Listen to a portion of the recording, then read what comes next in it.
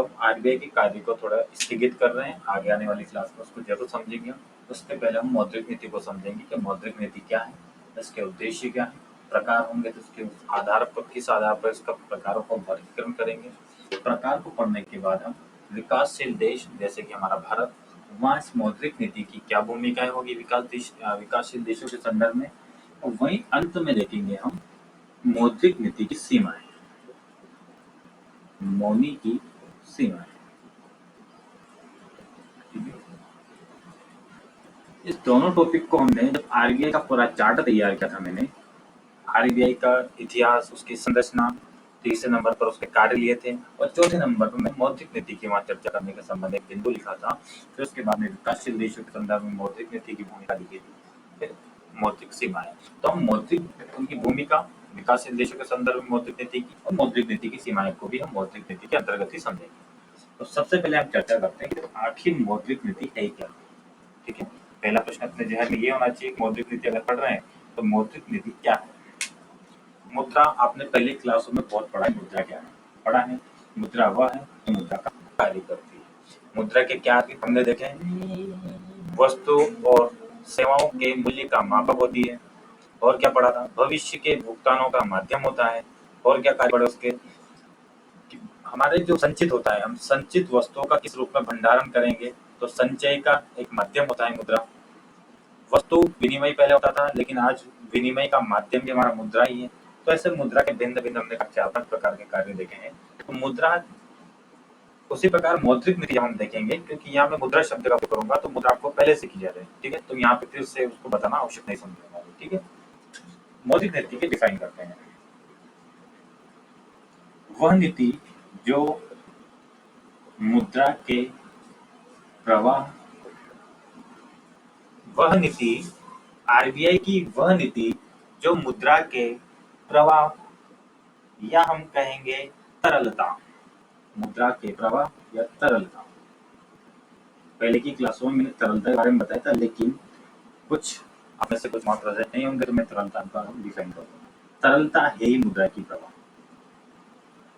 जितना कम समय, जैसे कि आपके पास 10 रुपए का नोट है, आप चाय की दुकान पर जाओगे, चाय पीने जाओगे, अच्छी स्टैंडर्ड चाहिए 10 रुपए की, ठीक है, 10 रुपए की चाय पीने गए आप, ठीक है। और एक और बंदा था, ये तो आप लोग हो, एक और बंदा था जिसके पास गोल्ड है, क्या है, गोल्ड, सोना, वो भी जाएगा चाय की दुकान से। बताइए चाय का लुत्फ तो कौन उठा पाएगा, ये सोने वाला कि 10 रुपए जिसके पास है, ये लुत्फ उठा पाएगा चाय का। ये बोला भाई साहब हम सोना नहीं लेंगे, हमें पैसे दो, 10 रुपए चाहिए और एक कप चाय ले जाइए। हम सोना ना खरीदते ना देते, सोने पर हमें विश्वास नहीं, कब इसका दाम घट जाए कम बढ़ जाए, हमें पैसा चाहिए। अब पैसा हो तो चाय लीजिए, वरना चले जाइए। तो लुत्फ कितने उठाया।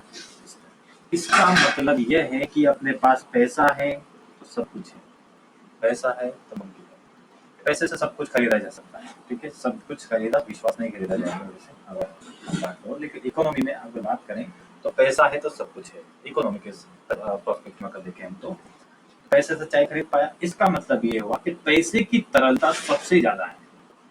पैसे की तरलता, अपने पास रुपया है, जो देश की मुद्रा होती है उसकी तरलता सबसे ज्यादा होती है।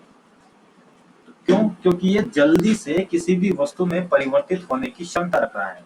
मुद्रा का प्रवाह बहुत तेज है, अर्थात उसकी तरलता बहुत ज्यादा है। मुद्रा की प्रवाह ही तरलता है, या मुद्रा के प्रवाह को निर्धारित करने के लिए, मुद्रा के प्रवाह को विनियमित करने के लिए, या मुद्रा के प्रवाह को सुनिश्चित करने के लिए आरबीआई के द्वारा जो नीति बनाई जाती है उसी को कहते हैं मौद्रिक नीति।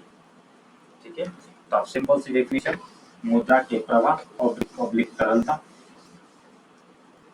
मुद्रा के प्रवाह ऑब्लिक तरलता, इसको नियंत्रित करने के लिए जो आरबीआई के द्वारा नीति बनाई जाती है उसी को मौद्रिक नीति कहते हैं। मैं अपेक्षा करता हूँ सब से क्लियर हुआ होगा मौद्रिक नीति की डेफिनेशन। तरलता, अगर तरलता को पहले सभी ने लिख रखा है, अगर फिर से कोई लिखना चाहे तरलता को, समय कम लगेगा, तुरंत ये अन्य वस्तु में परिवर्तित होने की क्षमता। तो वस्तु या सेवा में परिवर्तित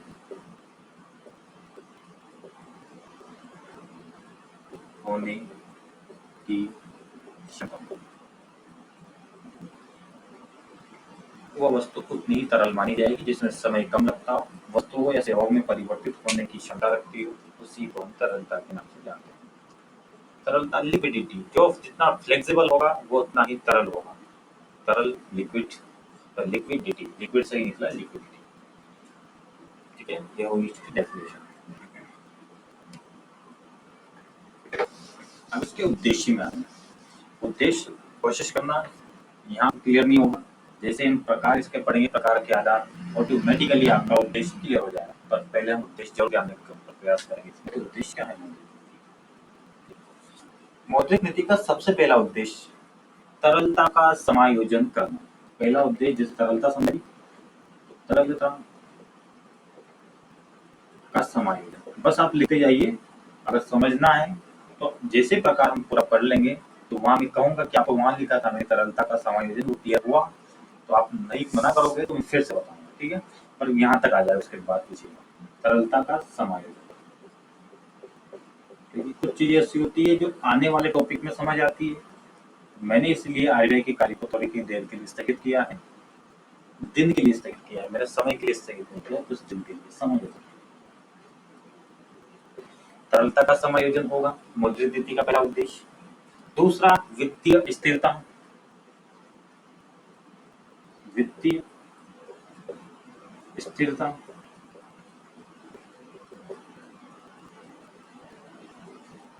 दूसरा पॉइंट अपना वित्तीय स्थिरता। तीसरा पॉइंट हम लिखे तो मूल्य की स्थिरता भी लिख सकते हैं, मूल्य स्थिरता।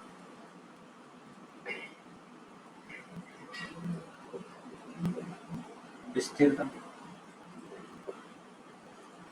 चौथा हम लिखे औद्योगिक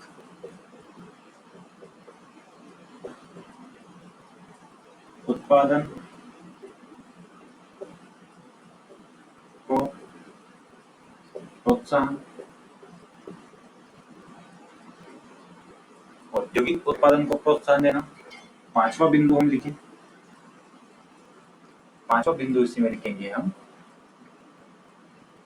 तरलता समायोजन, वित्तीय स्थिरता, मूल्य स्थिरता, औद्योगिक उत्पादन और ग्रोथ रेट अपना जाए। ये सारी चीजें सही साथ चलेगी तो ग्रोथ रेट जिसको हम आर्थिक समृद्धि कहेंगे। आर्थिक इकोनॉमिकल, आर्थिक समृद्धि।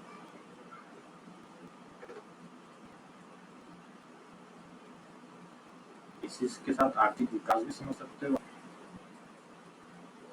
आर्थिक विकास दोनों शब्द अलग अलग है, लेकिन आर्थिक समृद्धि से ही आर्थिक विकास, इसी से आएगा अपना आर्थिक विकास। पहले क्लास में बता चुका हूँ। आंकड़े के रूप में से वृद्धि हो जाती समृद्धि। यदि आपका शिक्षा स्वास्थ्य सब सुनेंगे तो उसमें बोल देंगे आर्थिक विकास भी हो रहा है, गुणात्मक परिवर्तन भी हो रहा है, साथ में मात्रात्मक परिवर्तन के साथ साथ। और आपको आंसर राइटिंग करवा देंगे इसमें भी कि आर्थिक समृद्धि और आर्थिक विकास में क्या एंड डिफरेंस है। और देख सकते हैं 5 पॉइंट में हो ही गए, छठा पॉइंट देख लीजिएगा मुद्रास्फीति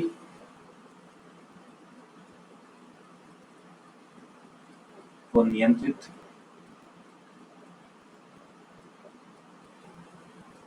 करना। अगर आपसे पूछा जाए मौद्रिक नीति के तहत आरबीआई, या मौद्रिक नीति किसकी होती है? आरबीआई की, ध्यान रखना, सरकार की नहीं। आरबीआई की मौद्रिक नीति, आरबीआई जो नीति बनाएगी बैंकों के लिए उसी को कहेंगे मौद्रिक नीति। अगर पूछा जाए कि आरबीआई की मौद्रिक नीति का सबसे महत्वपूर्ण उद्देश्य कौन सा है? उद्देश्य तो बहुत सारे, लेकिन सबसे महत्वपूर्ण उद्देश्य क्या है? तो अगर आपसे पूछा जाए तरलता का समायोजन इसका मेन उद्देश्य है। इसी से ये होगा, इसी से ये होगा, और इसी के थ्रू मुद्रास्फीति भी होगी, और इसी के थ्रू आर्थिक समृद्धि, औद्योगिक उत्पादन को प्रोत्साहन, सभी तरलता समायोजन से ही संबंधित है। यदि आरबीआई का उद्देश्य सक्सेस हुआ तो अन्य उसके उद्देश्य भी सफलता के और करीब होंगे। ठीक है, उद्देश्य आपको नहीं समझ में आए थोड़ा सा धैर्य रखना, जब तक हम प्रकार पूरा ना पढ़ लें तब तक आप धैर्य बनाए रखना। ये सारे पॉइंट आपको क्लियर हो जाएंगे, कैसे वित्तीय स्थिरता हो रही, कैसे मूल्य स्थिर हो रहे, कैसे उद्योग उत्पादन को प्रोत्साहन मिल रहा है, तो कैसे आर्थिक समृद्धि और विकास हो रहा है, साथ ही मुद्रास्फीति को नियंत्रित करने का आरबीआई प्रयास कर रहा है। ठीक है, मुद्रास्फीति को नियंत्रित करने का प्रयास देखें तो यहीं पे मंदी को भी नियंत्रित किया जाता है। मंदी भी ना आए, मुद्रास्फीति न हो, तो दोनों को नियंत्रित करना है। तो इसमें आप 7वें पॉइंट पे अगर लिखना चाहो तो मंदी को नियंत्रित करना, ये लिख सकते हो। सब आरबीआई के इनडायरेक्ट ये होते हैं, क्योंकि सरकार भी करती है ये काम सरकार के भी है। लेकिन सरकार के काम कहाँ पढ़ेंगे हम? राजकोषीय नीति, जिसको हम रानी नाम से जानेंगे, रानी राजकोषीय नीति, यहाँ पे मौद्रिक नीति। अब आते हैं इसके प्रकार में। अच्छा, कौन हट गए हैं?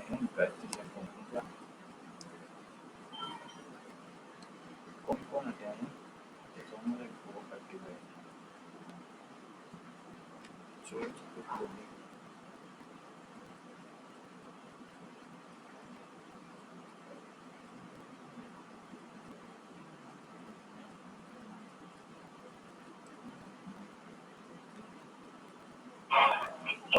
क्या हुआ, वीडियो हट गया क्या? बाकी अभी जो चल रहा था दिखा दे रहा था तब।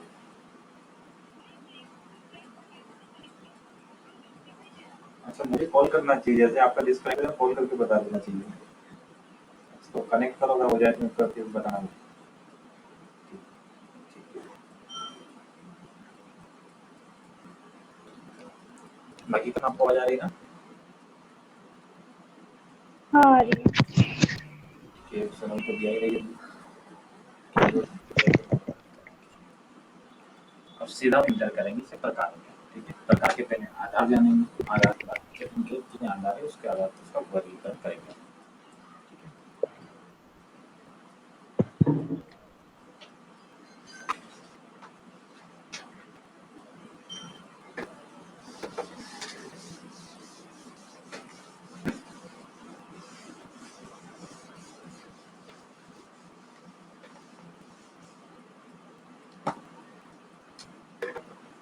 आधार बताएं इसके वर्गीकरण की। इस प्रकार पूंजी बाजार का भी 3 आधार पर वर्गीकरण किया था, क्वेश्चन भी पूछा गया था पेपर में। उसके 2 विकल्प को सही माना गया था। तो एक बार ऐसे खत्म कर लेता हूँ। आवाज आ रही है? हाँ सी, आवाज आ रही है? आवाज नहीं आ रही? आपका म्यूट हो रहा होगा, इससे आ रही है आवाज। ठीक ठीक ठीक। अच्छा, आपने ये उद्देश्य, सारे उद्देश्य लिख लिए थे? उद्देश्य तो लिखवाए थे मैंने। लास्ट में मैंने मुद्रास्फीति का नियंत्रण करना उद्देश्य बस लिखवाए थे, समझाना अभी यहाँ हो जाएगा। ठीक है, सभी एक एक बात करके आएंगे। तो हम देख रहे हैं मौद्रिक नीति के प्रकार के क्या क्या आधार बताए गए हैं। 3 आधार पर इसका वर्गीकरण करेंगे। तो सबसे पहला वर्गीकरण करते हैं हम मौद्रिक नीति का। पहला आधार बताएंगे वित्त की मात्रा के आधार पर। वित्त आपको पता है क्या होता है? वित्त की मात्रा के आधार पर। पहला आधार क्या हो गया हमारा?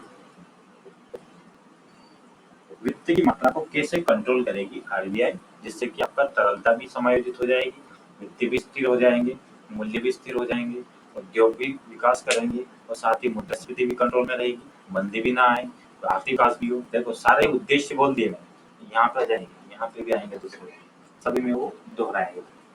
तो वित्त की मात्रा, वित्त आपको पहले से पता है वित्त क्या है? मुद्रा के उपयोग के अधिकार को ही वित्त कहा जाता है। डेफिनेशन पहले ही पढ़ चुके हैं। तो वही शब्दावली अगर बार बार आती तो उसको आप समझने का कोशिश कीजिए। ठीक है, दूसरा आधार देखेंगे इसी का हम, ब्याज दर के कारण वित्त की लागत। ब्याज दर के कारण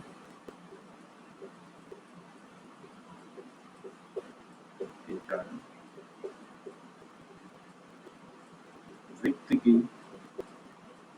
ब्याज दर के कारण वित्त की लागत के आधार पर।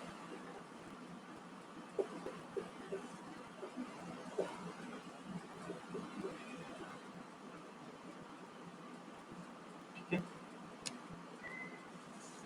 ब्याज दर के कारण वित्त की लागत के आधार पर मौद्रिक नीति का दूसरा आधार के आधार पर वर्गीकरण। तीसरा हम देखेंगे मात्रा और संरचना पर पड़ने वाले प्रभाव के आधार पर। मात्रा और संरचना पर पड़ने वाले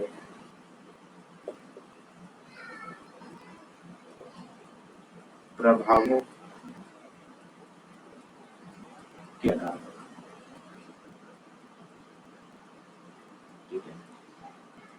आधार पर हमने वर्गीकरण करेंगे इसका, मौद्रिक नीति का वित्त की मात्रा के आधार पर, ब्याज दर के कारण वित्त की लागत के आधार पर, मात्रा या फिर संरचना पर पड़ने वाले प्रभाव के आधार पर।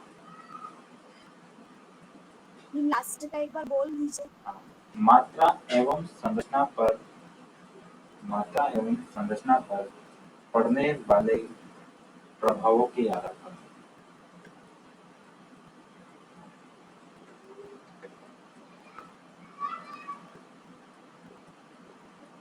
Okay okay.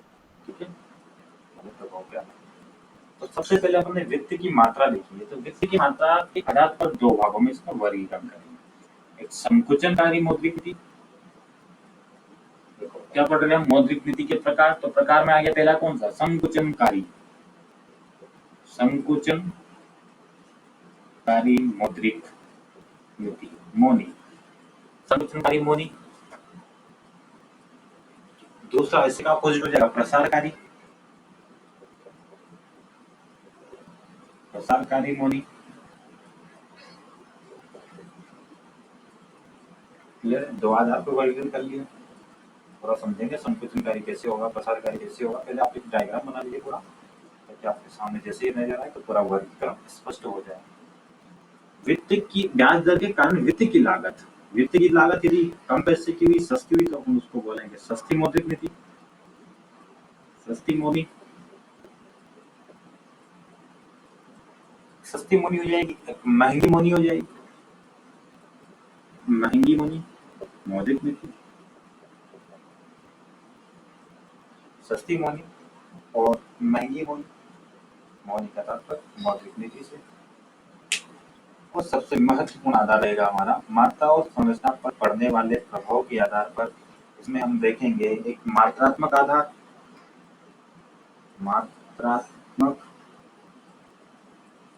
दूसरा हम देखेंगे इसमें चयनात्मक,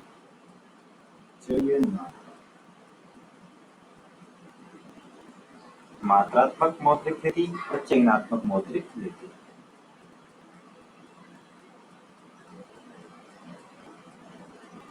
ये है इसका प्रकारों का पूरा डायग्राम।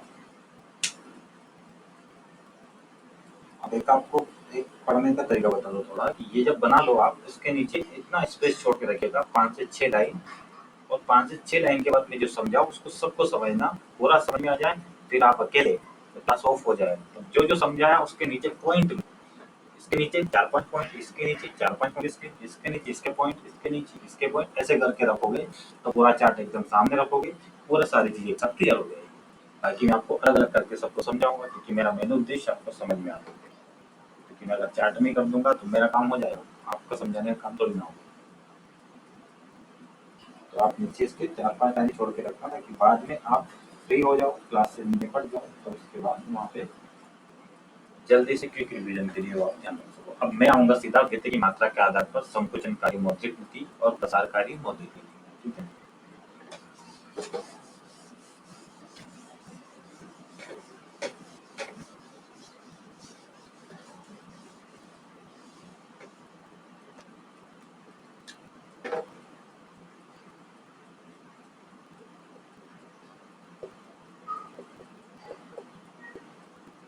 वित्त की मात्रा के आधार पर हमने देखा संकुचनकारी,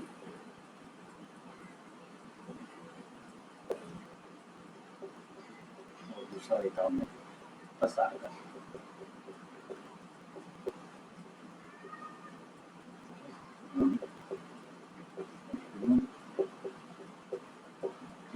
अब देख लेते हैं इसको।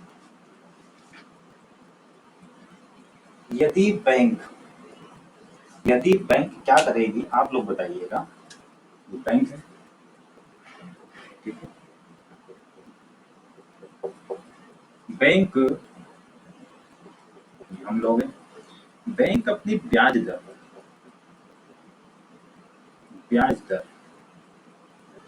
कम कर ले, किसके लिए, लोन देती है, ब्याज दर कम कर ले। बताओ आप लोग ज्यादा लोन लोगे या कम लोगे। यदि ब्याज दर वो कम रखेगी तो आप लोन की मात्रा, अगर मैं आपसे अपेक्षा करूं कि आप लोग इसका सही आंसर दो, आप लोग यही कहोगे कि हम ज्यादा से ज्यादा लोन लेंगे। ठीक है, लोन हम ज्यादा लेंगे यदि ब्याज दर कम करेगी। इसी का अगर उल्टा कर दे बैंक कि हम ब्याज दर अब हाई लेंगे, तो क्या होगा, लोग लोन कम लेंगे। ठीक है, तो सीधा डिपेंड किस पे जा रहा है, वित्त की मात्रा किस पर निर्भर कर रही है, ब्याज दर पर। ये ऊपर नीचे हो रहा है तो लोन ऊपर नीचे हो रहा है, लोन पर नीचे मतलब लोगों के पास पैसे आ रहे हैं, वित्त की मात्रा क्या हो रही है, बढ़ रही है या घट रही है। उसी के आधार पर हमने देखा संकुचनकारी मौद्रिक नीति और प्रसारकारी मौद्रिक नीति। यदि आरबीआई ऐसा कदम उठाए, एक रेपो रेट आपने सुना होगा, तो सर जिक्र करूंगा आगे आएगा, जो जो हमने तीसरा प्रकार जो देखा था ना, तीसरा वर्गीकरण मात्रात्मक और चयनात्मक, वहाँ यहाँ फिर से आएगा, तो वहाँ अच्छे से बताऊंगा मैं, पर यहाँ जिसकी जरूरत है इसलिए बता रहा हूँ। एक रेपो रेट होता है, एक रिवर्स रेपो रेट होता है।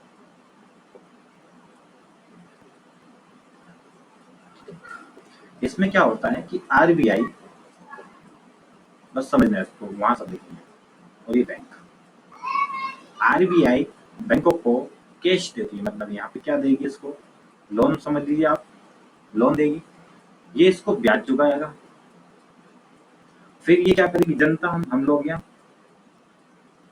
इनके पास अब लोन पैसा आ गया तो ये भी लोन में देगा आगे, और हम इनको ब्याज देंगे। अब ये बताइए, आगे से कोई ऐसी संस्था जो बैंक से ब्याज ले रही है, तो वो तो कम देगी और अपन से ज्यादा लेगी। ये अगर 2 रुपए सैकड़े से अगर ब्याज आरबीआई को देगी, तो हमसे 3 रुपए सैकड़े से हमसे लेगी, क्योंकि फिर क्या लाभ, क्यों, क्या मतलब हुआ बैंक का पैसे लेने का, मतलब तो साख सृजन करना है, पैसा बनाना है उसको। तो ये जिस ब्याज दर पर आरबीआई को आगे से लोन देती है, उसी को कहते हैं रेपो रेट। रेपो रेट पर इसने ब्याज चुकाया है, और जो लोन लिया है उसको बोल देंगे हम ले रेपो लोन। आरबीआई से बैंक लेगी रेपो लोन, उसके लिए चुकाएगी रेपो रेट से ब्याज, रेपो रेट से वो दर है एक रेपो दर, उससे ब्याज चुकाएगी। तो मुझे बताइए, यदि ये ब्याज दर आरबीआई रेपो रेट अगर कम करेगी, ये ब्याज जो ले रही है बैंक ये कम करेगी, तो बैंक क्या करेगी, इससे ज्यादा पैसे लेगी, ज्यादा पैसा आएगा। फिर क्या करेगा, ये भी अपनी ब्याज दर को कम करेगा, क्योंकि आरबीआई ने ये क्यों किया है, इसका रीजन मैं बताऊंगा कि ऐसा कम ज्यादा क्यों करता है। तो पहला उद्देश्य था अपना तरलता को समायोजित करना, सुना था पहला शब्द, तरलता को समायोजित करना। इसका सीधा सा तात्पर्य है कि बाजार में यदि पैसा ज्यादा है तो पैसा को खींचना, और पैसा कम है तो पैसा डालना। पहला देखा था आपने तरलता समायोजन, इसका मतलब ये है यदि बाजार में पैसा कम, मतलब तरलता कम है, तो आरबीआई क्या करेगी, रेपो रेट कम करके बैंक को लोन देगी ज्यादा से ज्यादा। बैंक भी अपना ब्याज दर कम करते हुए लोगों को अधिक से अधिक लोन प्रदान करेगी, और लोन प्रदान करेगी तो लोगों के पास पैसा क्या हो जाएगा, बढ़ जाएगा, प्रसार हो जाएगा। तो कौन सी नीति अपनाएगी, प्रसारकारी मौद्रिक नीति।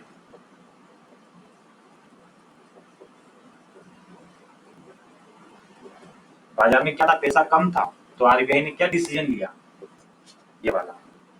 तो अब देखना, अब अपने चार्ट में यह चार्ट रखिएगा, ये इसका आगे क्या करना है। RBI repo rate, repo rate क्या करेगी, कम करेगी, रेपो रेट कम करेगी तो लोन, तो आगे लिखिएगा आप, अब नीचे का जगह मिटा रहा हूँ मैं थोड़ा, क्योंकि मैंने आपको ऊपर वाला लिखना, नीचे वाला समझाने का। रेपो लोन कम किया तो क्या हो जाएगा,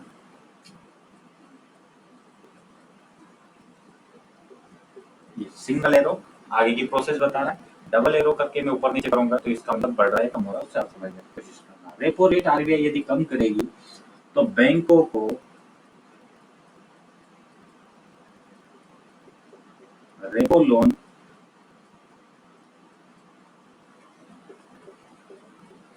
अधिक मिलेगा, अधिक मिलेगा मतलब बैंक अधिक लोन लेंगे, आरबीआई कम करेगी। यदि बैंक के पास, इससे क्या होगा, रेपो लोन लेगा तो बैंकों के पास क्या हो जाएगी, बैंकों के पास पूंजी बढ़ जाएगी। जब बैंकों के पास पूंजी बढ़ रही तो ये क्या लोन अधिक से अधिक देगा जनता को,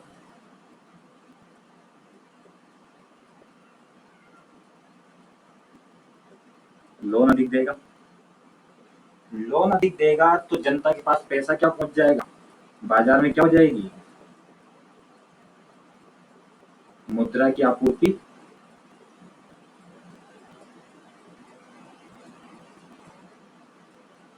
बढ़ जाएगी। देखो पूरी प्रोसेस समझना, बैंक रेपो रेट कम करेगा तो बैंक रेपो लोन ज्यादा लेगा, रेपो रेट ज्यादा लेगा तो बैंक के पास पूंजी बढ़ जाएगी, बैंक के पास पूंजी बढ़ेगी तो बैंक लोन प्रदान करेगा, बैंक लोन प्रदान करेगा तो क्या हो जाएगा, बाजार में मुद्रा की आपूर्ति बढ़ जाएगी, जो कि मुद्रास्फीति का एक कारण बन सकती है। मुद्रास्फीति का एक कारण बन सकती है। लोगों के पास यदि ज्यादा पैसा आ रहा है तो ज्यादा पैसा आएगा लोगों के पास तो क्या, वस्तुओं की मांग बढ़ जाएगी, मांग बढ़ने के कारण वस्तुओं की कीमतें आसमान छूने लगेगी, उसी को तो हम कहेंगे मुद्रास्फीति। मुद्रास्फीति पूरा वाला टॉपिक इसको पढ़ेंगे, मुद्रास्फीति।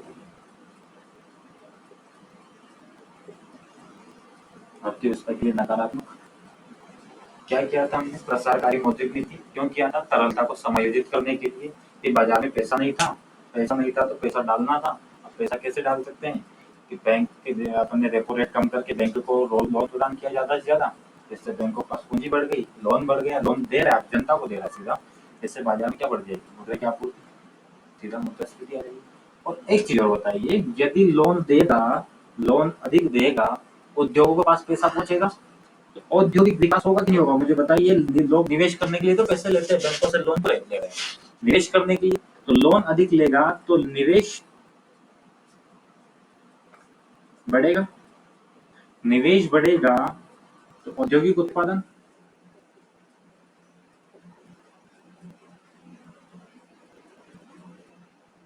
औद्योगिक उत्पादन बढ़ेगा। जब उत्पादन बढ़ेगा तो लोगों को रोजगार में और रखा जाएगा, रोजगार बढ़ेगा। जब रोजगार बढ़ जाएगा तो बताइए लोगों का जीवन स्तर में सुधार होगा, पैसा आएंगे उनके पास, तो फाइनली हमारा ग्रोथ क्या हो जाएगा, ग्रोथ रेट, आर्थिक विकास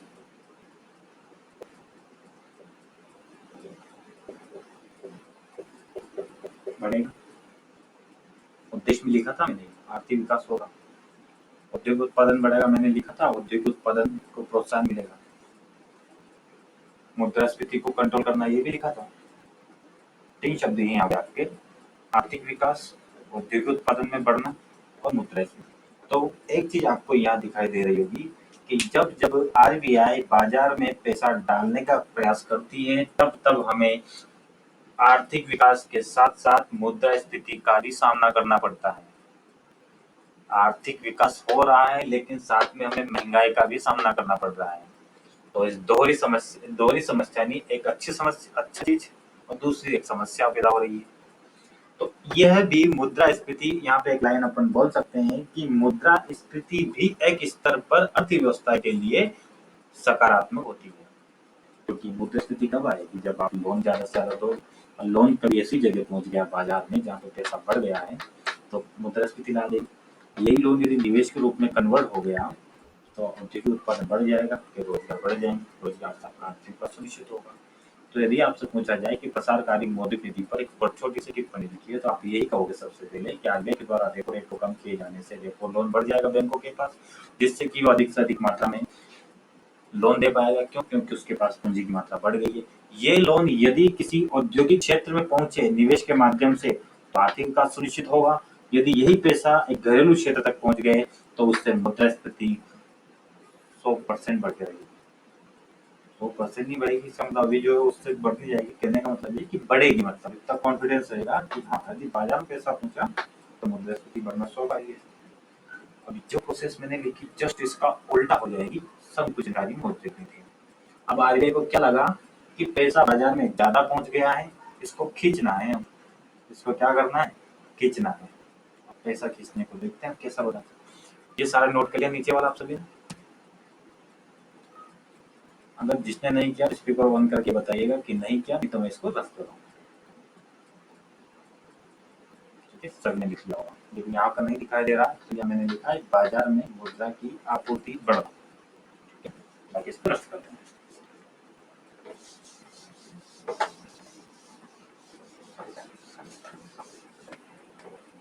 तो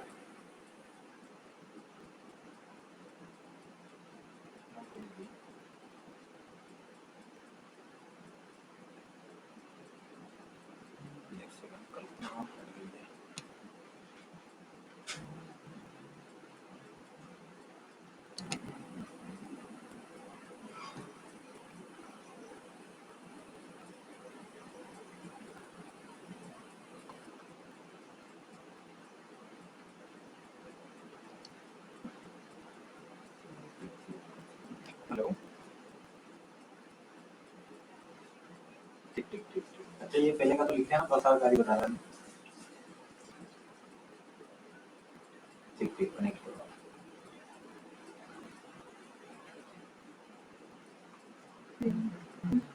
कोई पड़ा थी तो बताओ मुझे, करना बंद डिस्कनेक्ट। अच्छा ये आपको आवाज तो आ रही ना? पर वीडियो भी नहीं दिख रहा है, क्या पता आपको आवाज भी आ रही है, आपका वीडियो पुश हो रहा है ना?